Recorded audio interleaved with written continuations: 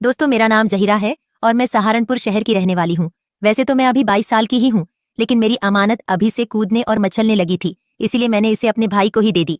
उस समय मैंने पहली बार किसी को अपनी अमानत दी थी, इसीलिए मुझे बहुत दर्द हुआ था। वैसे तो नवीन भैया मेरे सगे भाई नहीं हैं, लेकिन वह मेरे चाचा के लड़के हैं, इसीलिए रिश्ते में वह मेरे भाई ही लगते हैं। मेरी हाइट 5.5 फीट है तथा भैया की हाइट 5 फीट तक है, क्योंकि वह मुझसे उम्र में भी 2 साल छोटे हैं। हम शहर में रहते थे और हमारे चाचा और उनकी फैमिली गांव में रहती थी। इस बार नवीन भैया ने 12वीं क्लियर की थी, इसलिए वह अपनी छुट्टियां मनाने हमारे पास शहर आए थे। जब नवीन भैया हमारे घर आए तो मेरे अम्मी अब्बू भी बहुत खुश हुए, क्योंकि मेरा कोई भाई नहीं है। इसीलिए अब्बू नवीन भैया को ही अपना बेटा समझते थे। नवीन भैया शुरू से ही देखने में बहुत सुंदर थे और उनकी बॉडी भी बहुत अच्छी थी। भैया जब हमारे घर आए थे तो उस दिन मैंने जीन्स और टॉप पहन रखा था, जिसकी फिटिंग बहुत ही टाइट थी, इसलिए भैया मुझे देखते ही रह गए। उस दिन हम सभी ने बहुत बातें की तथा अम्मी ने घर में बिरयानी भी बनाई थी। सभी लोग नवीन भैया को लेकर बहुत खुश थे। रात को नवीन भैया अम्मी अब्बू के साथ ही सो गए। मैंने सोचा था कि शायद वह मेरे कमरे में सोएंगे, लेकिन अम्मी अब्बू ने उन्हें अपने पास सुला लिया। सुबह भैया लेट ही उठे थे। जब तक भैया उठे अब्बू बैंक जा चुके थे और अम्मी हमारे लिए खाना बना रही थीं। मैं भैया के कमरे में चाय देने चली गई। आज मैं सुबह ही नहा धोकर तैयार हो गई थी और मेकअप करके फिटिंग वाला सूट सलवार पहन लिया था। मेरे सुबह सुबह दर्शन करके भैया खुश हो गए। उन्होंने हंसते हुए कहा, दीदी आज तो आप बहुत खूबसूरत लग रही हो। किसके लिए घर में तुम ही तो आए हो? भैया मुस्कुराकर बोले, भला मेरे लिए इतनी सजने संवरने की क्या जरूरत है? मैं कौन सा तुम्हारा शौहर हूँ? मैंने हंसते हुए कहा, भैया आप तो बुद्ध के बुद्ध ही रहोगे। फिर मैंने उन्हें चाय दी और वहां से चली गई। 2 घंटे बाद अम्मी ने खाना टेबल पर लगा दिया और खुद पड़ोस वाली आंटी के यहाँ चली गईं। थोड़ी देर बाद भैया भी नहाकर खाना खाने आ गए। मैं डाइनिंग टेबल पर उनका इंतजार कर रही थी। मैंने जानबूझकर चुन्नी नहीं ली थी ताकि भैया को मेरा ध्यान आकर्षित कर सके। भैया ने सबसे पहले मुझे देखा और फिर मैंने उन्हें आंख मार दी। भैया हंसकर बोले, दीदी ऐसे मत मारो, लग जाएगी। इसके बाद हम दोनों हंसने लगे। भैया खाना खा रहे थे और मैं उन्हें देख रही थी। मैंने उनसे पूछा, भैया दूध पियोगे क्या? भैया ने चारों ओर देखा और बोले, पी लूंगा, लेकिन यहाँ कहाँ है? मैंने मुस्कुराते हुए कहा, मैं उस वाले दूध की बात नहीं कर रही हूँ। भैया ने मुझे थोड़ा डांटते हुए कहा, दीदी आप बहुत बिगड़ गई हैं, भला कोई अपने भाई से ऐसी बात करता है क्या? मैंने हंसते हुए कहा, भैया आपको तो पता है कि हमारी मौसी ने अपने चाचा के लड़के से शादी की थी और आपके मामा ने भी तो अपनी चाची से शादी की थी। और फिर मैं भैया से रिक्वेस्ट करने लगी कि प्लीज भैया मान जाओ ना, इतना भी क्या तरसा रहे हैं? हम कौन सा किसी को मार रहे हैं जो हमें पाप लगेगा? हम तो बस थोड़ा सा एंजॉय करना चाहते हैं और मैं आपको भी बहुत मजे करवाऊंगी। बस आप एक बार हाँ तो करो। उस दिन मैंने भैया को बहुत मनाया, लेकिन भैया राजी नहीं हुए। खाना खाने के बाद हम सो गए और दोपहर के बाद अम्मी जान भी वापस आ गईं। शाम को हम तीनों अम्मी जान और नवीन भैया शहर में घूमने के लिए चले गए। हम शहर के सेंट्रल पार्क और खाना खाने के लिए होटल में भी गए थे। शाम को अब्बू जान भी बाहर से खाना खाकर आ गए और थके होने के कारण सभी टाइम से ही सो गए थे। आज मैंने अब्बू जान और अम्मी से जिद करके भैया को मेरे कमरे में सुला लिया था। रात को हमने लगभग 12 बजे तक बातें की। मैंने भैया से पूछ भी लिया था कि भैया अगर आपकी कोई सेटिंग है तो भी मुझे बता दो। तो भैया बोले, नहीं दीदी ऐसी बात नहीं है, आप समझने की कोशिश नहीं कर रही हैं। दरअसल मैं भी आपको उतना ही पसंद करता हूँ जितना आप मुझे करती हैं, लेकिन दीदी मुझे ताया जी अपने बेटे के समान समझते हैं। अगर मैंने आपके साथ दोस्ती कर ली तो ताया जी को अच्छा नहीं लगेगा। तभी मैं बोली, अरे भैया हम अब्बू जान को थोड़ी बताएंगे, हम तो बस थोड़ा सा एंजॉय करना चाहते हैं। तभी भैया बोले, नहीं दीदी यह तो फिर उनके साथ धोखा होगा। फिर मैंने भैया को तिरछी नजरों से देखते हुए कहा, चलो कोई बात नहीं, अगर आपको मजे नहीं लूटने तो फिर रहने देते हैं। तभी भैया बोले, नहीं दीदी आप तो बुरा मान गई, मेरा भी दूध पीने का मन करता है। तो मैंने कहा, फिर पी लिया करो ना, इतना डरते क्यों हो? उस रात से भैया मेरे साथ काफी फ्रैंक हो गए थे। उस रात हम दोनों ने मिलकर आपस में बहुत सारी ऐसी वैसी बातें की। हम हंस खेलकर बस सोने ही वाले थे कि तभी मुझे अम्मी जान के कमरे से थोड़ी थोड़ी आवाज सुनाई दी। तभी मैंने भैया से कहा, चलो भैया देखकर आते हैं, कहीं वह फिर से झगड़ा तो नहीं करने लगे। तभी भैया ने पूछा, कैसा झगड़ा? तो मैंने कहा, कभी कभार अब्बू जान पीकर आ जाते हैं। तो अम्मी उन्हें फिर बहुत डांट रही थीं। तभी भैया बोले, नहीं दीदी आपका वहम है, कोई आवाज नहीं आ रही। लेकिन तभी अम्मी जान की चीख सुनाई दी। फिर भैया बोले, हाँ आ तो रही है, चलो देख कर आते हैं, कहीं उन्हें हमारी मदद की जरूरत ना हो। अम्मी जान की चीख सुनकर मैं तो समझ गई थी कि क्या चल रहा है, लेकिन मैं भी मजे लेना चाहती थी, इसीलिए भैया को जानबूझकर ले गई। हम दोनों जब अम्मी जान के कमरे पहुंचे तो दरवाजा बंद था। हम खिड़की से झांक कर देखने लगे, लेकिन वहां भी कुछ दिखाई नहीं दिया क्योंकि काफी अंधेरा था। अम्मी जान की आवाज जरूर सुनाई दे रही थी, धीरे धीरे करिए ना। और तभी अम्मी जान फिर से चीख पड़ी। उनकी आवाजें सुनकर हम समझ गए कि क्या हो रहा है। तभी अब्बू जान ने एकदम से लाइट ऑन कर दी। अंदर का दृश्य देखकर तो हमारी सांसें ही रुक गईं। भैया तो वहीं से जाने लगे, लेकिन मैंने उन्हें हाथ पकड़कर रोक लिया। अम्मी जान अब्बू से कह रही थीं, अभी तो 5 मिनट हुए हैं और आप अभी से थक गए। इसके बाद हम दोनों मुस्कुराते हुए अपने कमरे में चले गए। अंदर जाते ही नवीन भैया बोले, आप तो बड़ी ही चालू चीज हो दीदी। मैंने कहा, इसमें चालू वाली कौन सी बात है? ये सब हुआ तभी तो हम हुए। बस फर्क इतना है कि मैं इन सभी चीजों को एंजॉय करती हूँ और यह कोई गलत काम तो नहीं है। तभी भैया शर्माते हुए बोले, दीदी मुझे भी भूख लग रही है, थोड़ा दूध पीने को मिल जाएगा। तभी मैंने भैया की टांग खींचते हुए कहा, अच्छा तो अब तुम्हें दूध भी पीना है? अरे पागल, मैं रिश्ते में तुम्हारी दीदी लगती हूँ और तुम अपनी दीदी से इस तरह की बातें कर रहे हो। मेरा इतना मजाक करते ही नवीन भैया तो पानी पानी हो गए, लेकिन फिर मैं जोर जोर से हंसने लगी। नवीन भैया बोले, बस भी करो दीदी, आप तो हमेशा मुझे डराती रहती हो। मैं बोली, अच्छा यह लो पी लो दूध या कोई शुभ मुहूर्त निकलवाना पड़ेगा। एक दिन भैया बहुत उदास और शर्मिंदा थे, इसलिए वह दूध नहीं पी रहे थे। मुझे लगा कि अब मुझे ही कुछ करना पड़ेगा। मैंने अपने हाथों से भैया को दूध पिलाना शुरू किया। तभी मुझे समझ आया कि भैया कितने भूखे थे। वह आधे घंटे तक लगातार दूध पीते रहे। भैया को दूध पीते देख मेरी खुशी का तो कोई ठिकाना ही नहीं था। सच बताऊं, मेरी तो मोटर का पानी ही निकल गया था। आधे घंटे बाद भैया बोले, बस दीदी, अब मुझसे और नहीं पिया जाएगा। वास्तव में आज दूध पीकर बहुत मजा आ गया। मैंने पहली बार ऐसा मीठा दूध पिया है। तब मैंने कहा, इसलिए तो मैं कह रही थी भैया, अगर आप अपनी दीदी का फायदा उठाना चाहते हो तो उठा लिया करो, वरना ऐसी दीदी हर किसी को नहीं मिलती। फिर मैंने भैया से कहा, अच्छा अब मुझे घोड़े की सवारी कराओ। भैया बोले, दीदी सवारी तो मैं आपको करवा दूंगा, लेकिन मुझे डर लग रहा है कि कहीं 9 महीने बाद आपकी सूनी गोद ना भर जाए। भैया की ऐसी बात सुनकर मैं एकदम उदास हो गई। मैंने कहा, भैया आप तो बहुत डरपोक हो। कुछ नहीं होगा, जो होगा बाद में देख लेंगे। आज मेरा घुड़सवारी करने का बहुत मन था। मैंने अपने भैया को बहुत मनाया, लेकिन वो नहीं माने। उन्होंने कहा, नहीं दीदी, कहीं कुछ गलत हो गया तो संभाल नहीं पाएंगे। काफी देर सोचने के बाद मैंने भैया से कहा, चलो मैं अम्मी के कमरे से जाकर गुब्बारा ले आती हूँ, उसके बाद तो करवा दोगे ना? मेरे यह सुनते ही भैया और भी डर गए। उन्होंने कहा, पागल हो गई हो इतनी रात को ताया जी के कमरे से, तुम्हें बिल्कुल भी डर नहीं लगता।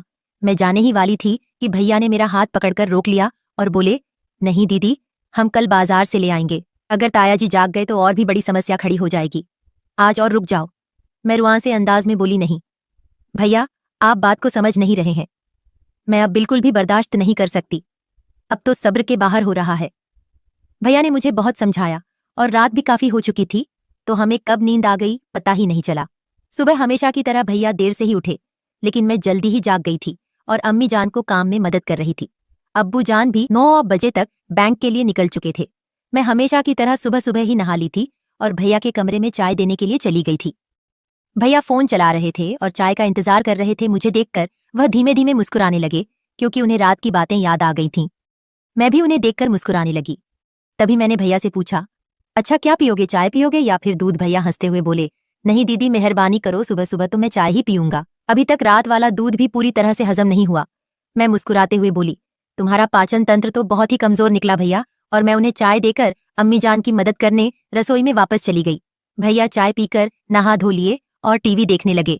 अम्मी जान भी खाना बनाकर आराम करने लगीं। इसके बाद मुझे वही बात सता रही थी कि अब बाजार जाना है, इसलिए मैंने अम्मी जान से इजाजत ले ली। पहले तो मैं भैया को अपने साथ ले जा रही थी, लेकिन अम्मी जान ने उन्हें रोक लिया, क्योंकि उन्हें भैया से पंखे साफ करवाने थे। उनका हाथ पंखों तक नहीं पहुंचता था, इसलिए मुझे अकेले ही बाजार जाना पड़ा। बाजार पहुंचते ही मैंने सबसे पहले फल और सब्जियां खरीदी। अम्मी जान ने दर्जी को अपना सूट सिलवाने को दिया था, तो वो भी ले लिया। इसके बाद मैं सीधे ही मेडिकल स्टोर चली गई। मेडिकल स्टोर में जाने से पहले मैंने दुपट्टे से अपने मुंह को ढक लिया, ताकि कोई परेशानी ना हो। मेडिकल स्टोर में जाते ही मैंने उनसे चॉकलेट वाला गुब्बारा मांगा, क्योंकि मुझे चॉकलेट की खुशबू बहुत पसंद है। मेडिकल वाले भैया ने पहले तो मेरी तरफ देखा, लेकिन फिर बिना कुछ बोले मुझे गुब्बारा दे दिया। इसके बाद मैंने सोचा कि भैया के लिए गोलियां भी ले लेती हूँ, क्योंकि उन्हें देखकर लग रहा था कि शायद उन्हें इसकी जरूरत पड़ सकती है, लेकिन पता नहीं क्यों उन्होंने मुझे गोली देने से मना कर दिया। फिर मैंने उनसे ज्यादा बात नहीं की और गुब्बारा लेकर बाहर आ गई। फिर मैंने सोचा शायद उनके पास नहीं होगी, तो मैं दूसरे मेडिकल स्टोर पर चली गई, लेकिन उन्होंने भी मुझे टैबलेट नहीं दी। अब मुझे साफ हो गया कि मुझे ऐसे तो टैबलेट नहीं मिलने वाली। फिर मैंने सलीम को फोन किया। सलीम 12वीं क्लास में मेरे साथ पढ़ता था और अक्सर मुझ पर लाइन मारता था, लेकिन उस वक्त मुझे इन चीजों में दिलचस्पी नहीं थी, तो मैंने उसे सिर्फ दोस्त तक सीमित रखा। सलीम के बड़े भाई का यहाँ पर मेडिकल स्टोर है, लेकिन सलीम अब खुद दिल्ली चला गया है। सलीम को फोन करते ही पहले तो वह मुझे नहीं पहचान पाया, लेकिन बाद में पहचान गया। जब मैंने उससे टैबलेट के बारे में कहा तो वह एकदम से हैरान हो गया और बोला, अरे जहीरा, तुम्हारी शादी कब हो गई? तुमने तो मुझे शादी में भी नहीं बुलाया। तो मैंने मुस्कुराते हुए कहा, नहीं, वह बात नहीं है, मैं अभी भी कुंवारी ही हूँ। सलीम बोला, अच्छा तो फिर किसके लिए गोलियां ले जा रही हो? लगता है आजकल मैं काफी बदल गई हूँ। पहले तो मैं ज्यादा बातें नहीं करती थी, लेकिन अब हालात कुछ और हैं। सलीम हमेशा मजाकिया होता है और मेरे मजे लेने में कोई कसर नहीं छोड़ता। एक दिन मैंने उसे डांटते हुए कहा, चलो अब छोड़ो और जल्दी से मुझे टैबलेट दिलवाओ। सलीम ने जवाब दिया, तुम हमारे स्टोर पर चली जाओ, मैं भैया को फोन कर दूंगा। तुम बस उन्हें अपना नाम बता देना। जैसे ही मैं सलीम के स्टोर पर पहुंची, वहां उनके भैया तो नहीं थे, लेकिन एक और लड़का खड़ा था। उसने मुझे देखते ही पूछा, क्या आपका नाम जहीरा है? मैंने सिर हिलाकर हाँ कहा। उसने बिना कुछ कहे मुझे टैबलेट दे दी और पैसे भी नहीं लिए। काम पूरा होते ही मैं जल्दी से घर आ गई। घर आते आते मुझे 2 बज गए थे। जब मैं घर पहुंची तो देखा कि भैया अपना सामान पैक कर रहे थे और घर वापस जाने की तैयारी कर रहे थे। अब्बू जान भी बैंक से आज जल्दी आ गए थे और अम्मी भी वहीं थीं। ये सब देखकर मैं हैरान हो गई। मैंने जाते ही अम्मी से पूछा, ये सब क्या हो रहा है भैया, कहीं जा रहे थे? अम्मी ने बताया कि चाचू का फोन आया था। उन्होंने बताया कि कल रात चाची जान सीढ़ियों से गिर गईं और उनका पैर फ्रैक्चर हो गया है, इसलिए अब घर संभालने वाला कोई नहीं है और खेत में भी काम ज्यादा हो गया है। इसी वजह से नवीन को घर जाना होगा। यह सुनकर मैं बहुत परेशान हो गई, क्योंकि हमारी सारी प्लानिंग अब धरी की धरी रह जाएगी और मेरे सारे अरमानों पर पानी फिर जाएगा। मैं तुरंत भैया के कमरे में गई, जहां वे अपना सामान पैक कर रहे थे। मैंने गुस्से में उनका सामान बिखेर दिया और उन्हें डांटना शुरू कर दिया। भैया बोले, दीदी देखो अब मैं क्या कर सकता हूँ, मेरा भी बहुत मन था आपके यहाँ रहने का, लेकिन अब अम्मी की तबीयत ठीक नहीं है, इसलिए मुझे घर जाना ही पड़ेगा। मैंने कहा, फिर मेरा क्या, मैं कितने दिनों से इस वक्त का इंतजार कर रही थी और देखो आज मैं सामान भी ले आई हूँ। अच्छा तुम ऐसा करो, आज रुक जाओ, कल चले जाना। तभी चाचू का फिर से फोन आ गया और उन्होंने कहा, आते वक्त हो सके तो तुम्हारी जहीरा दीदी को भी ले आना, मैं तुम्हारे ताया से बात कर लूंगा। अगर जहीरा की पढ़ाई नहीं चल रही है तो वह 4-5 दिन घर का काम संभालने में हमारी मदद कर देगी, इसलिए एक बार तुम जहीरा से पूछ लेना। फोन स्पीकर पर था और चाचू के मुंह से ऐसी बातें सुनकर मेरी खुशी का कोई ठिकाना नहीं रहा। इसके बाद मैं सीधे बाहर आई और अब्बू को बताया। उन्होंने मुझे मना नहीं किया और फिर मैं भैया के साथ गांव जाने के लिए तैयार हो गई। अब्बू जान हमें रेलवे स्टेशन पर छोड़ आए। सारे रास्ते भैया सामान से खेलते रहे और ट्रेन में भी दूध पीने की जिद करने लगे, लेकिन पैसेंजर काफी थे। हम गांव पहुंचे तो अंधेरा काफी हो चुका था। चाचू और चाची दोनों ही दरवाजे पर बैठे हमारा इंतजार कर रहे थे। हमें देखकर वे बहुत खुश हुए। चाचा जान ने पहले से ही खाना बना रखा था, तो हमने जाते ही सबसे पहले खाना खाया, फिर नहाकर आपस में बातें की और थकान की वजह से जल्दी ही सो गए। चाचा जान और भैया बाहर सोए थे और मैं चाची के पास ही सो गई थी। सुबह होते ही मैंने सभी के लिए चाय बना दी और चाची जान के पैरों की मालिश भी कर दी। भैया आज भी हमेशा की तरह देर से ही उठे थे, तब तक चाचू जान खेत में जा चुके थे। इसके बाद मैं रसोई में खाना बनाने लगी। मैं सब्जियां काट रही थी, तभी भैया भी चाय नाश्ता करके रसोई में मेरी मदद करने आ गए। गर्मी के कारण मेरा पूरा शरीर पसीने से भीग चुका था। मुझे पसीने में भीगा देखकर भैया बोले, कैसी हो दीदी, लगता है आपकी गर्मी आज निकल रही है। तभी मैंने भी नखरे दिखाते हुए कहा, आपसे तो कुछ होता नहीं। भैया बोले, दीदी आज बस आप तैयार हो जाओ, शाम को हम खेत चलेंगे और फिर देखना मैं क्या क्या करता हूँ। आपको रुला ना दूं तो मेरा नाम बदल देना। मैं हंसकर बोली, अब बस भी करो भैया, रहने दो, इतनी भी मत फेंको। लेकिन अंदर ही अंदर मैं खुश हो रही थी और अब शाम होने का इंतजार करने लगी थी। मैंने जल्दी से खाना बना लिया और चाची जान को खिला दिया। भैया के लिए भी टेबल पर खाना लगा दिया और हमने मिलकर खा लिया। दोपहर तक चाचा जान भी खेत से आ चुके थे, तो जब तक वह नहा कर आए मैंने उन्हें भी खाना लगा दिया। इसके बाद मैं नहा धोकर तैयार होने उन्हें भी खाना लगा दिया। इसके बाद मैं नहा धोकर तैयार होने लगी। मैंने लाल रंग का सूट पहना, थोड़ा मेकअप किया और परफ्यूम भी लगा लिया। आज मैंने जूड़ा बना लिया ताकि बाल खराब ना हो। दोपहर में हम सभी सो गए। करीब 4 बजे मौसम ठंडा हो गया था, इसलिए मैंने चाय बना ली। सभी ने चाय पी ली और तभी चाचा जान खेत में जाने लगे, क्योंकि गन्ने की फसल पक चुकी थी और खेत में कोई आवारा जानवर ना घुस जाए, इसलिए निगरानी के लिए जाना पड़ता था। लेकिन आज भैया ने चाचा से पहले ही कह दिया कि अब्बू आज मैं और दीदी खेत में जाएंगे, इसी बहाने हम थोड़ा घूम आएंगे। दीदी भी 2-3 दिनों से घर में ही है। चाचू मान गए। भैया ने बाइक निकाली और हम दोनों खेत चले गए। मैंने पहले से ही गुब्बारा ले लिया था, भैया को चाय के साथ गोली भी दे दी थी। खेत जाते ही भैया मुझे अपने गन्नों के खेतों के बीच ले गए ताकि कोई हमें देख न सके। वहां उन्होंने कुछ गन्नों को काटकर जगह साफ कर ली और एक चारपाई ले आए। शाम का मौसम था और ठंडी हवाएं चल रही थीं। आज पहली बार मुझे घबराहट महसूस हो रही थी। तभी भैया बोले, दीदी जल्दी से झुको, पता नहीं आज मुझे क्या हो गया है, ऐसा लग रहा है जैसे अगर आज मुझे दवाई नहीं मिली तो मैं मर जाऊंगा। इसके बाद भैया ने खेत में ही मुझे गन्ने का रस पिलाया। वैसे मैं नहीं पीना चाहती थी, लेकिन भैया ने जबरदस्ती पिला दिया। आधे घंटे तक मैंने गन्ने का स्वाद लिया। मेरी आंखों से पानी बहने लगा, लेकिन फिर भी मैं मुस्कुरा रही थी। मेरी बस हो चुकी थी तो मैंने भैया से कह दिया, बस भैया आज के लिए इतना ही, अब मेरा पेट भर गया है। भैया रुक गए और हमने आधे घंटे तक वहीं आराम किया। समय बहुत हो चुका था और अंधेरा भी होने लगा था, तो भैया बोले, चलो दीदी, अब हमें घर चलना चाहिए, कहीं अब्बू जान परेशान न हो। लेकिन सच कहूं तो मैं खड़ी भी नहीं हो पा रही थी। इसके बाद भैया ने ही मुझे उठाया और बाइक पर बिठाकर घर ले गए। घर जाकर सबसे पहले हमने नहाया और फिर भैया ने ही खाना बनाया। मैं बस रसोई में बैठी थी क्योंकि मेरी सारी गर्मी आज निकल चुकी थी। भैया मेरा पूरा मजा ले रहे थे और बार बार मुझे छेड़ रहे थे। क्या हुआ दीदी, एक दिन में ही पंचर हो गई। शाम को खाना खाकर मैंने भैया से पेन रिलीफ की गोली मंगवा ली, जिसे खाने के बाद ही मुझे नींद आई। अगले 5-6 दिनों तक मैंने भैया को अपने पास भी नहीं भटकने दिया, लेकिन वह मुझे हर वक्त चिढ़ाते रहते थे। चलो दीदी, गन्ने के खेत में चलते हैं। और मैं बस मुस्कुराकर रह जाती। सच बताऊं तो अब हमारा निकाह हो गया है, क्योंकि सच्चाई ज्यादा दिन नहीं छुपती। एक दिन मैंने और भैया ने घर में ही माहौल बना रखा था और हमारी खराब किस्मत की चाची जान ने हमें देख लिया। इसके बाद चाचू और चाची जान ने हमें खूब डांटा और भैया को तो मार भी लगा दी। फिर उन्होंने मेरे अम्मी अब्बू को गांव बुला लिया। जब उन्होंने हमसे पूछा तो हमने उन्हें सारी सच्चाई बता दी कि हम पिछले 1 महीने से यह सब कर रहे हैं। हमने भी उनसे बहुत माफी मांगी और कहा कि हमसे गलती हो गई है, प्लीज हमें माफ कर दो। लेकिन अम्मी अब्बू और चाची चाचू ने आपस में फैसला किया कि हमारा निकाह करवा दिया जाए, क्योंकि अब इसके अलावा और कोई चारा नहीं था। हमारे निकाह में ज्यादा बड़ी प्रॉब्लम नहीं हुई और खुशी खुशी चाची जान ने मुझे स्वीकार भी कर लिया। दोस्तों, ये कहानी आपको कैसी लगी कृपया कमेंट में बताएं। यदि आपने अभी तक हमारे चैनल को सब्सक्राइब नहीं किया है तो कृपया चैनल को सब्सक्राइब करें और बेल आइकन को दबाना न भूलें। धन्यवाद।